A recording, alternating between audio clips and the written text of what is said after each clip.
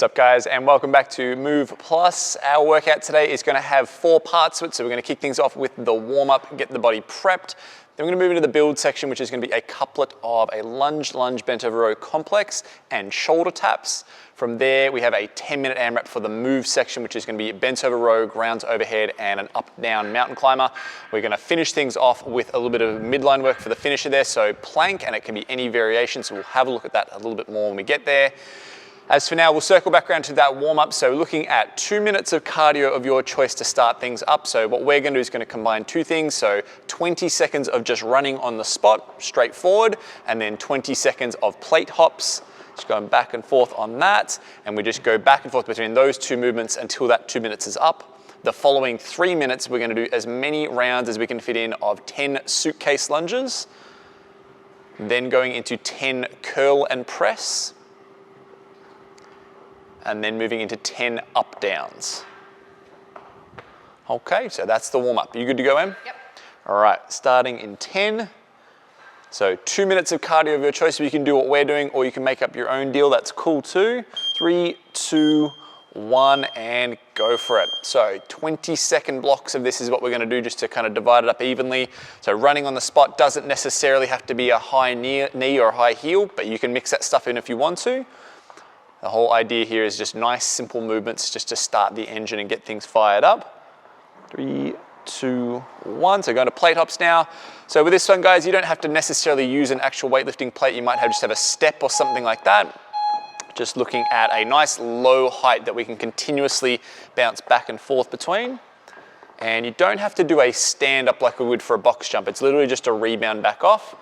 3, 2, 1. Going back to the run. So on both of these, we're going to find that we're staying pretty well just on the balls of the feet. We're not getting those heels to touch the ground. This is going to be actually some really good training to move towards things like skipping and double unders and build up that calf endurance. 3, 2, 1. So back on the plate hop. So into that 2nd minute of the cardio block.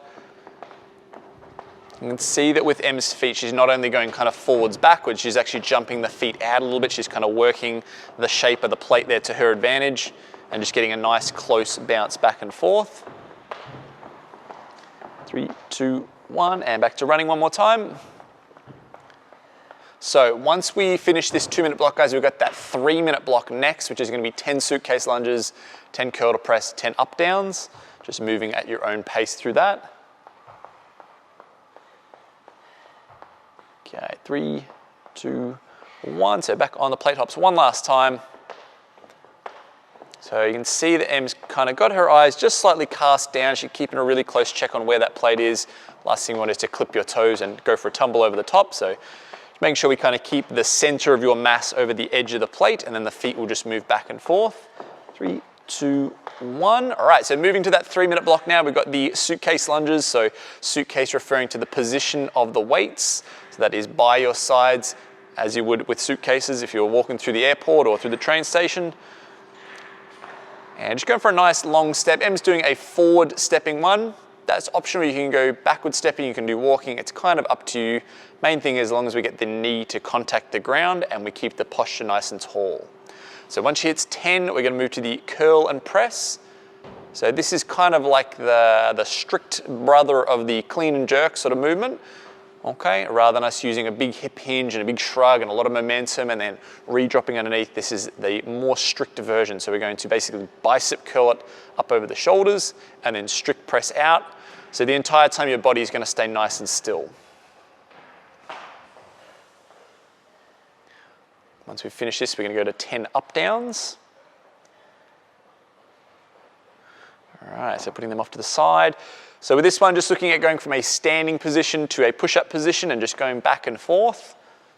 You can work the kind of the width of the feet to your advantage by going narrow at the back so we can get a nice kind of tight gymnastics position. And then as we come up, depending on your hamstring flexibility, you can actually shoot a little wider with the feet if you need to.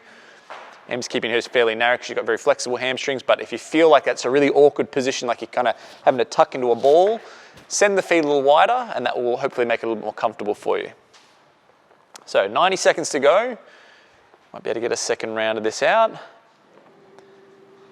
Now, as you are pushing back off this step, or maybe if you're stepping up out of a rear stepping lunge, the front foot is where all action's happening. We want to make sure that heel is driving into the ground. If you feel your heel kind of bobbling or the weight is kind of pushing up to the forefoot, up on the toes there, try to plant that weight back down through the heels. As you move through this curl and press, guys, what you want to do is try to keep your upper arm kind of as still as you can for as long as you can through that curl. So I'm going to wait till the dumbbell gets to there before that elbow creeps through. So what we don't want to do is a swinging kind of a motion. We want to really get that bicep to work and then driving off in that strict press motion. So 40 more seconds.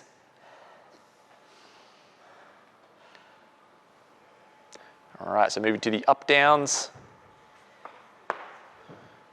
Really important that we don't let the hips kind of shoot through on this. You can see that Em's hitting that nice straight push-up position. If she is to go kind of loose or get over fatigued, starts dropping those hips, getting slack through there, she's going to feel a lot of pressure build up in that low back. So we want to stay real strong through the core, strong through the arms, strong through the lats, everything through there, and support that push-up position. Okay, 3, 2, 1, and done. All right, so that is the warm-up done, guys. We're gonna have a look at build next. Alrighty, guys, so we're gonna have a look at build now. How this one is gonna run is it's 10 minutes in total, and we're gonna be doing a round every 2 minutes. So what we'll see is the first movement's gonna be actually a combination movement. We're gonna see a lunge, bent over row. So it's gonna look like this. Okay, and that would be 1 rep, 1 cycle. So she would go through 6 full cycles of that. From there, we're gonna go into 12 shoulder taps. So setting up in the push-up position, keeping the body really stable and tapping opposite shoulder as she moves through them. Now, with this, obviously, we wanna try to get the work done in maybe like 60 to 90 seconds so that we get a little bit of rest before that 2-minute marker, and then we can roll into the next and the next as we go. Good to go? Yep. All right, starting in 10. So we've got the lunge, bent over row for 6, shoulder taps for 12, going for 5 full rounds of this. And go for it. So as we move through this, guys, you're gonna put a lot of focus on keeping the body upright through the lunge. And we move into the row, obviously the body is bent over, but we still have the same feeling of a nice extended spine, so the chest is high. So even though we're hinged, we're not rounding over. So that's a kind of a common place with both movements is we don't want to curve over or get into a lazy kind of slouched position. With the lunge, we want to see a knee contact on the floor, coming up to a full stand-up. So if you are doing this on the harsh ground, guys, maybe you're out on the asphalt in the backyard or something like that, or maybe you're on floorboards, put a yoga mat down, put a towel down, put a rolled up hoodie down if you need to, but just get a little bit of cushioning under the knee.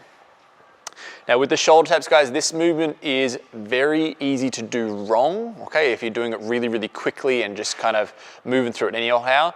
The key thing I want you to notice is how still Emily's body is. I could literally balance like a glass of water on her back. She's not moving at all, and that's the whole purpose of this. So very much setting the stance in a position that gives you some stability, right? She's kind of made like a bit of a tripod position with the feet being a little wider, hands being a little narrower. And every time she lifts the hand, she's making sure that the body doesn't sway one way or the other. So that took her just over a minute, so we've got a little bit of rest now to the 2-minute marker. If you guys are still going, awesome, take your time with it. And then we'll get into that second round in a moment.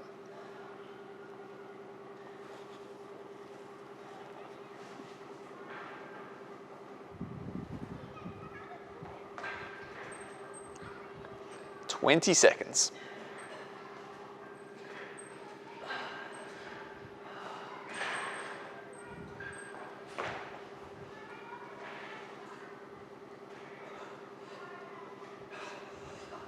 All right, getting ready for round 2. 3, 2, 1, and go for it. As you're lunging along, guys, you want to have a look down at that lead leg and make sure that the shin's nice and vertical, so we're not ditching that knee really far forward over the toes. When we hit that row, what we want to think about as far as like our point A, point B, we want to be below knee height at the bottom, and then we want to get elbows past the body line at the top. And you can use that to kind of keep yourself in check, make sure we don't kind of start letting that technique get all ugly. We want to make sure we're getting that full range of motion, really getting the upper back strong with that nice deep row position.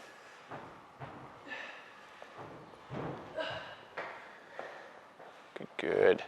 So you'll notice those dumbbells stay really close to the hips as she moves through that lunge. She's not letting them swing out in front. So you move back into these shoulder taps. You're going to see that same kind of tripod setup, really still body. So even though the shoulders are going to be kind of holding the press position there, and the trunk is going to be keeping that midsection tight, the legs and the glutes are going to be working hard as well. You're going to find that when you lift one hand, kind of the other foot is going to have to push into the ground really hard to kind of counteract that. So make sure everything is still with that one. Take it nice and slow, don't rush it. So similar sort of time frame there, that's nice and consistent. On your rest, feel free to have a little bit of a breather, stretch a little if you need to. Have a think about if there's any ways in which you can fine tune the technique at all.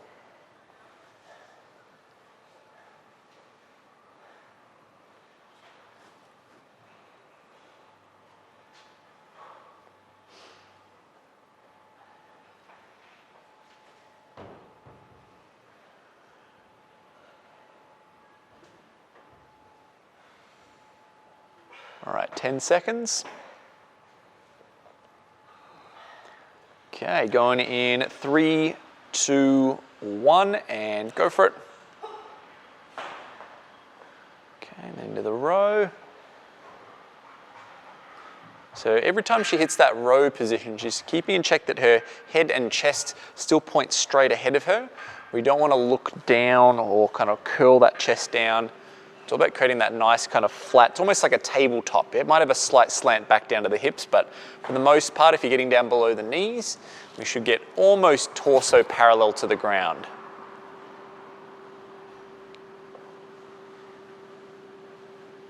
So 6 cycles of that. If you have trouble with the coordination, just slow it down, take your time with it. All right, going to the shoulder taps.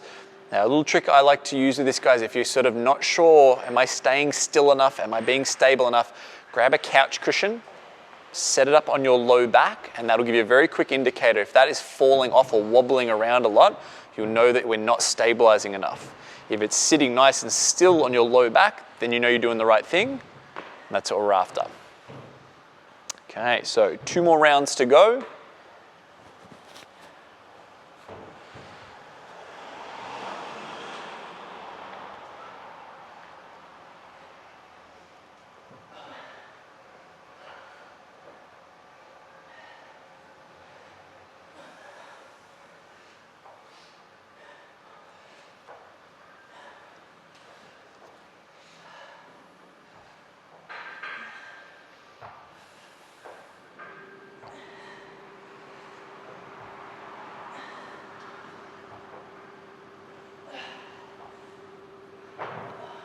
All right, 10 seconds.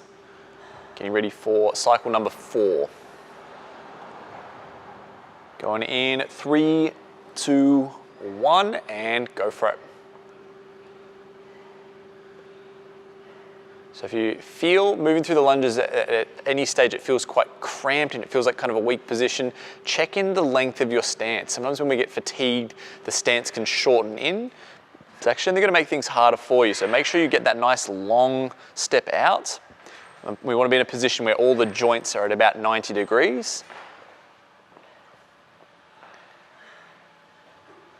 You find yourself in that bent over row feeling like that low back's getting a little tired, a little sore. Just make sure you brace that trunk before you come down. So even though the back is kind of what's holding us up, the abs through the front here is kind of the belt that's going to support everything and keep it nice and protected. It also helps too to squeeze your butt as you move through that. So everything around the hips up to the ribs there is going to work as a team, much like it does here. You can see the tempo that Em's moving at. It's a rep sort of every 2 or 3 seconds. So if you find that you're rapid firing through this, slow it down. Think about what you're actually taking out of the movement versus just the speed at which we're getting it done. Try to actually feel your abs and your hips and everything through there connecting together and working as a team.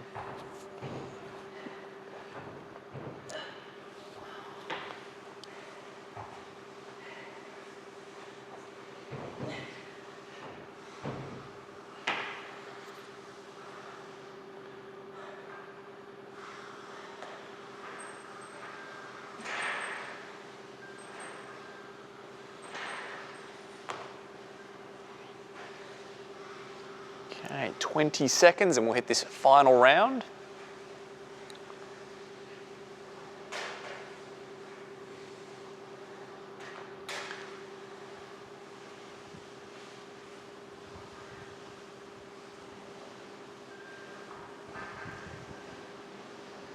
And let's go for it. So 5th and final round, working your way through 6 of that combo movement. So lunge, lunge, bent over row. If you are working with some light dumbbells at home, guys, that it feels not too difficult, slow the tempo down. Okay, take a little bit of time to get those muscles some time under tension.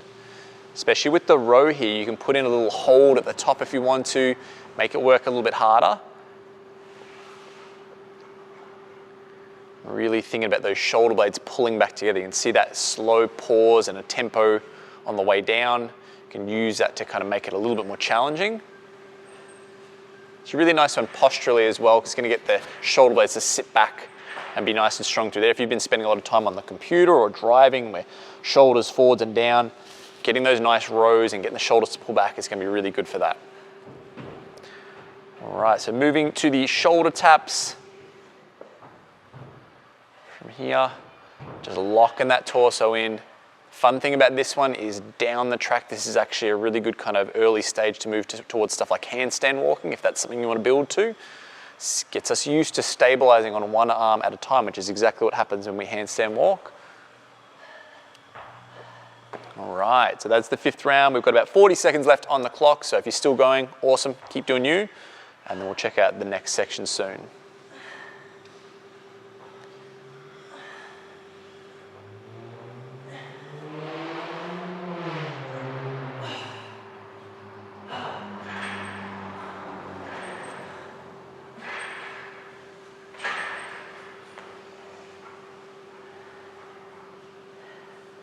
Okay, last 10 seconds.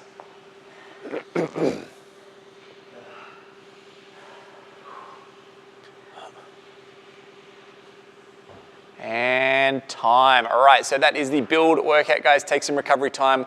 We're looking at move next. Alrighty guys, we're going to check out the move workout now. So this one is a 10-minute AMRAP, which means it's just continuous for 10 minutes. You put the rests in where you need to, but we're trying to maximize the amount of work we fit in. We've got 3 movements we're going to cycle through. So we've got bent over rows, which is going to look like this. Okay, we then move into ground to overhead. So that can be a snatch motion or it can be a clean and press. Anything like that is fine as long as it goes from touching the ground to a full lockout overhead. And the last one we have is an up-down mountain climber. So what this one will do is we're going to go from upright to push-up position. We go 1, 2, 3, 4. That would be 1 repetition, okay? And then you go back down again, so on and so forth. So 10 cycles of that. So all the movements are 10 reps a piece, 10-minute AMRAP. You good to go, Em? Yep. All right, starting in 10.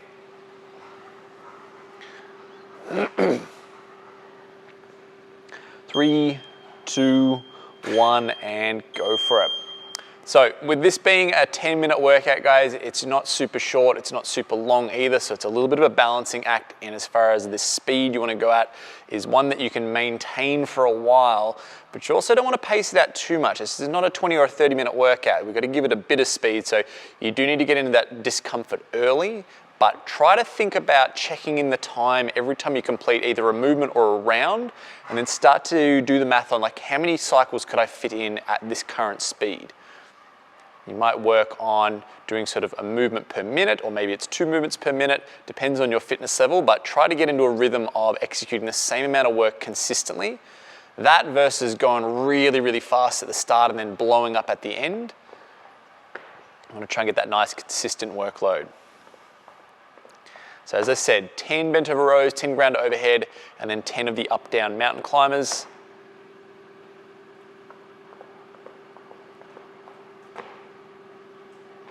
So good mix of movements. Should find that there's not too much crossover with these. It's not like we're doing sort of push-ups into dips where it's going to be very much heavy on the one body part, and we're going to get a nice kind of mix of things. So it does mean you can kind of push the tempo a little bit more.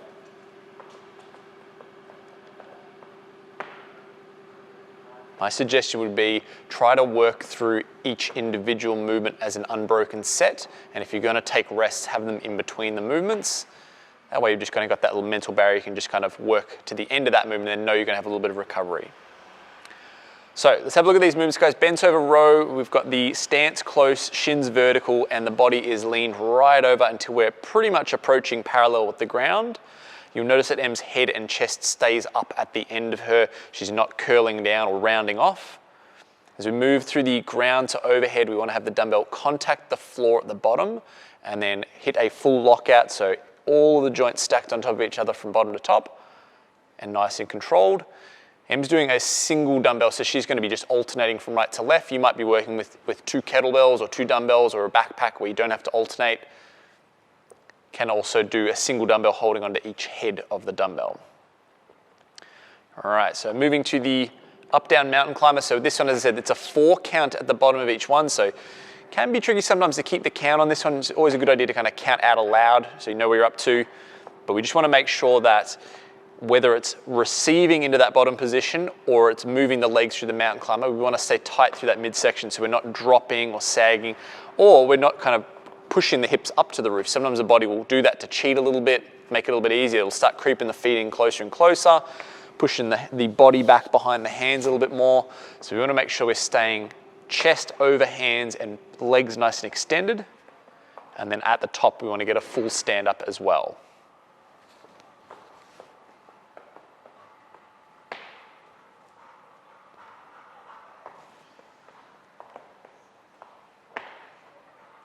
Nice, all right, so back to the start of the list, go to that bent over row.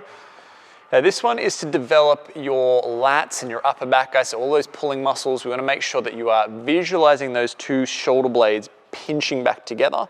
So I always like to think I'm trying to get a really wide open chest at the peak of that pull, like I'm getting my elbows to pass the line of my body. And depending on how heavy you are going with this ground to overhead, guys, you can do this snatch motion like she's doing, like a muscle snatch or a power snatch, or you can work with a clean and press where we would momentarily pause at the shoulder and then dip drive it off. That's completely up to you. You can do a mix of things as well. You might find you start with the snatch, and then as fatigue creeps in, you start to move to that clean and jerk motion. But they both have the same start and finish position. How you get there is kind of up to you. All right, so moving through the up-down mountain climber, you'll see that the leg motion at the bottom is quite quick. If she's having sort of a momentary breath, it's at the top there where she stands up, she can open her lungs up. She's kind of off tension in the bottom, but she's kind of working hard the whole time. So we want to allow that moment just to get a nice big breath in, then we tension on as we come down. The knee's going to pop up to about chest height, so try and get some good range through that hip. And trying to keep the torso as sort of as still as you can through the bottom of it. It'll probably rock forwards, backwards a little bit just with the leg motion, as long as we're not kind of bobbling up and down.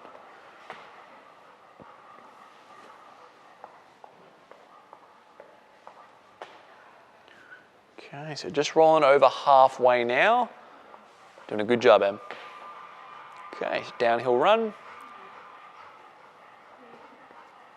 Now, one of the things you want to check in, this is really, really important as we get into these latter rounds, is that the back position never starts to curve off. When we get tired, start to end up kind of knees forward, head down. So you want to make sure you're always thinking about elongating from your pelvis right up to your head to get that body nice and long. It's going to be a very similar story when we do this hinge pattern for the ground to overhead. She comes down, she's not reaching there by curving over, she's moving the hips back, kind of halfway between like a squat and a deadlift, and that way she can generate a lot of force and that upswing, so it's coming up into a big shrug. The arm almost doesn't have to do anything at all. It's really just chasing the dumbbell up to a lockout.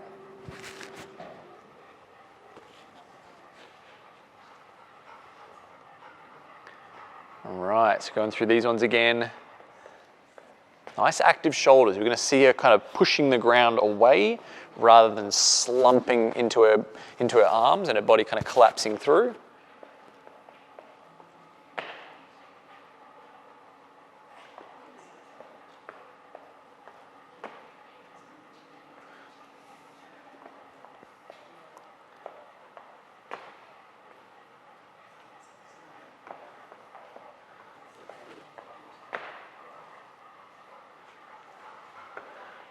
And the hand position we want to have right underneath the shoulders there. So if you generally tend to sit up wide, let's get them right underneath. Keep everything nice and narrow.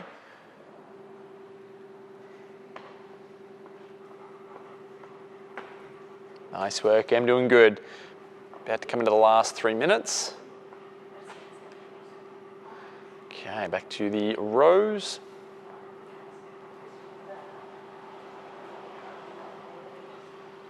So if you're working with a single object, guys, try to touch it to sort of like the bottom of your sternum or near your belly button. If you're working with two, obviously we're going on the outside of the body there, think about wrists getting level with your ribs. That'll give you a good marker. The other way to think about it is just getting elbows past the back of you, pretty much, so they're behind you. And one thing that Em does really well through the bottom of this movement is she keeps the knees nice and flared open, so she's got that stance. It's kind of like a squat stance, maybe just a little bit wider, so she's got plenty of space to get the dumbbell through. But she never collapses in. She's always keeping it nice and pushed out. Got that really good external rotation at the hips. Okay, got about 2 minutes left.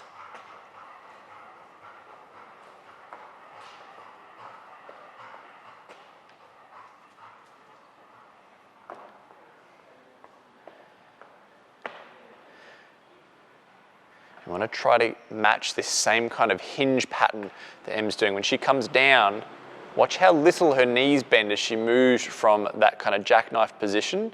She's really getting the hamstrings to open up. So this is going to be good just to encourage better flexibility in general, but it's also going to stop us from going into a really nasty kind of curled in, tucked position where we're kind of overloading the knees, the heels are lifting up.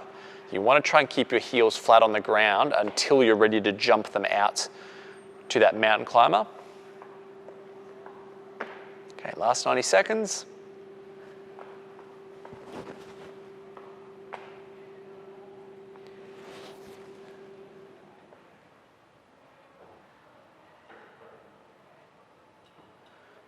Em's pulling a straight line with that dumbbell, so she's basically going from the front of the shins straight at her belly button.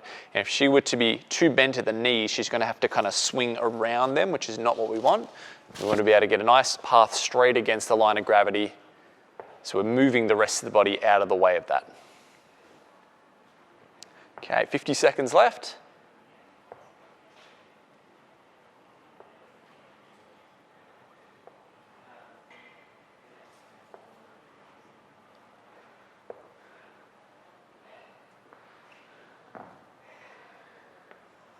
Move to these up-down mountain climbers. Maybe you want to do a 4 count on each time.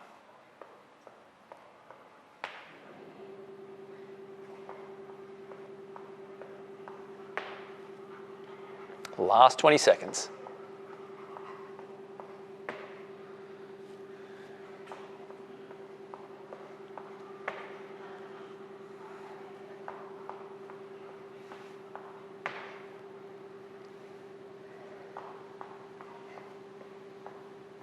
And time. All right, so that is the move workout done, guys. Have a little recovery time. We have the finisher coming up next. Okay, guys, so it's time for the finisher now. We're going to look at some midline stability work. So we're going to be doing some planking. Now, this is going to be just on a 4-minute running clock, so it's kind of up to you to fit in as much work into that 4 minutes as you can.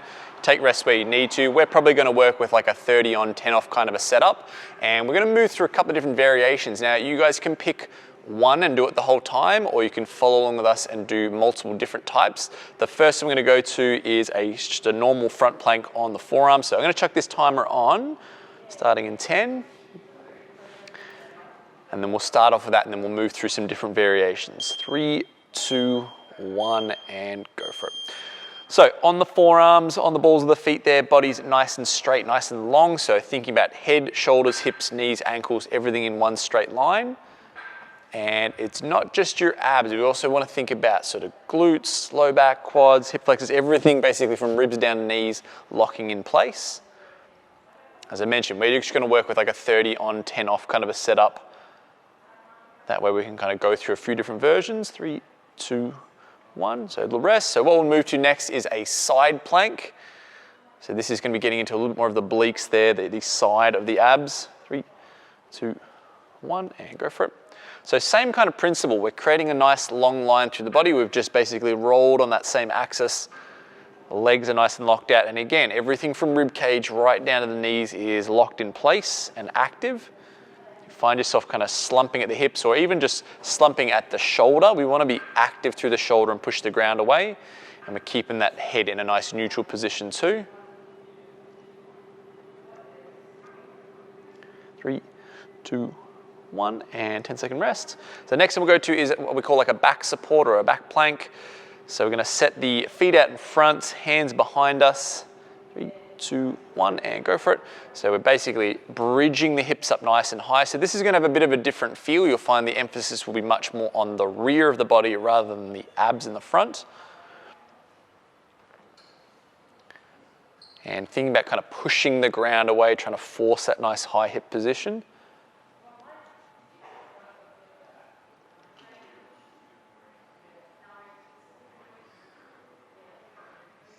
3, 2, 1, and resting, good.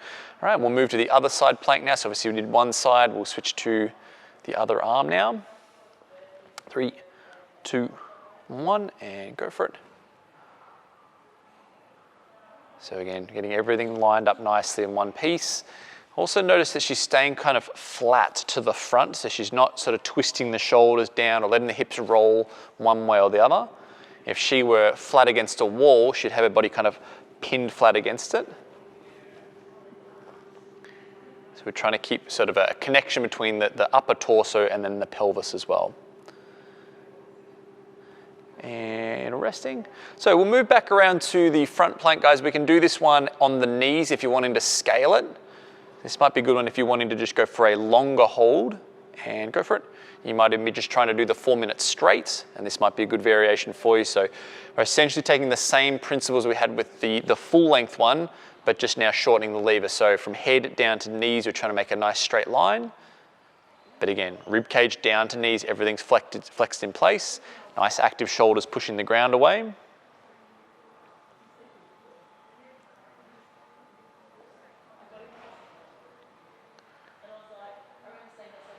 And resting. So we'll go front again. This time we're going to go into a top support, so there'll be arms stretched out. 3, 2, 1, and go for it. So this is a little bit more kind of gymnasticsy. This is going to get the arms and shoulders a little bit more involved.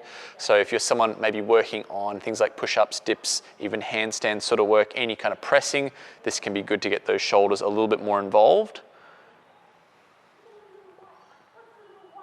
You can see how active M's shoulders are. It's almost to the point that we have a little bit of curvature here, like she's driving the ground away, and it almost creates like a hollow position. And resting, good. So we'll go side plank with the straight arm. Okay. So this is the same sort of deal. We've gone from the elbow side plank to now a fully extended arm side plank.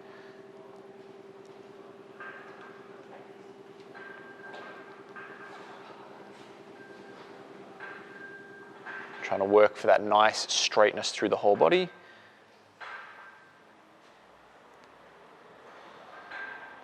And coming down. Alrighty, so that's our plank work, guys. That's your finisher done. Have a bit of a chill, and then we'll move into the cool down next. Alrighty, guys, so now that all the hard work's done, we're gonna bring things down a little bit with some stretching and some mobility. So first drill we're gonna do is the couch stretch. So a little bit of padding under the knee. We're gonna hook the back foot up behind us, and we're gonna hang it there. We're gonna do this for 45 seconds on each side. So a couple of key things we're gonna look for is nice and tall from that knee right up to the head, right? That's the main thing. If you find yourself that you're kind of crooked forward or like pitching forward and there's a bend at the hips, the main goal is to try and get that to open up. So maybe for you, if you're a little tight through there, holding onto the foot is going to be too much. You might just have your foot resting on some couch cushions or set up against a wall, but have your knee out a little bit so you can drop that foot down to an angle that allows you to open up into that tall position. It's no good for us if we're just kind of like leaning forward. We don't really get into that musculature at all. And we're also going to think about hips and shoulders being nice and square to the front, so you're not allowing yourself to twist any which way, changing sides. And it is important, guys, to have that little bit of padding under the knee, especially if you're on some harsh ground. Just allows us to sit in this mobility drill a little bit longer and be focusing more on how we're actually delivering it rather than just how much discomfort's in my knee. Now she's holding there, it'll be hard to see this on the camera, but what she's going to be doing is kind of tensing her butt and tensing her abs, so as if her hips are kind of pushing forward through the stretch. So it's going to run up the front of her thigh, up the front of her hip, and she'll just hold there for the 45 on each side.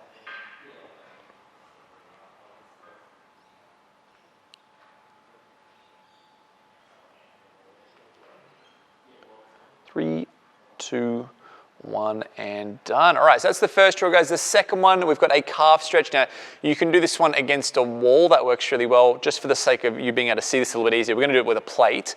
Now, all Em's gonna do is get the ball of her foot up on the plate and push her weight down into her heel. So again, we'll go 45 seconds each side.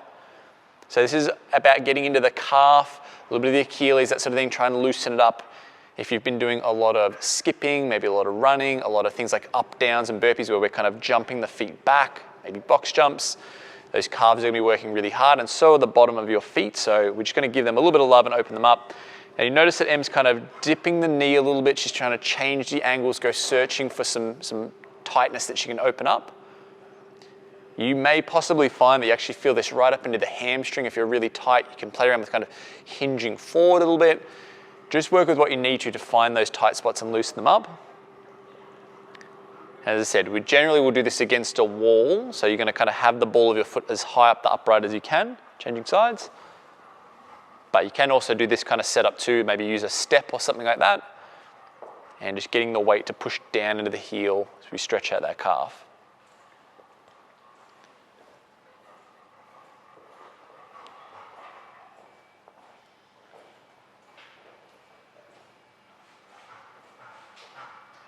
So 20 more seconds. Feel free to kind of floss back and forth on it, whatever you find gets that to loosen up. 10 more seconds.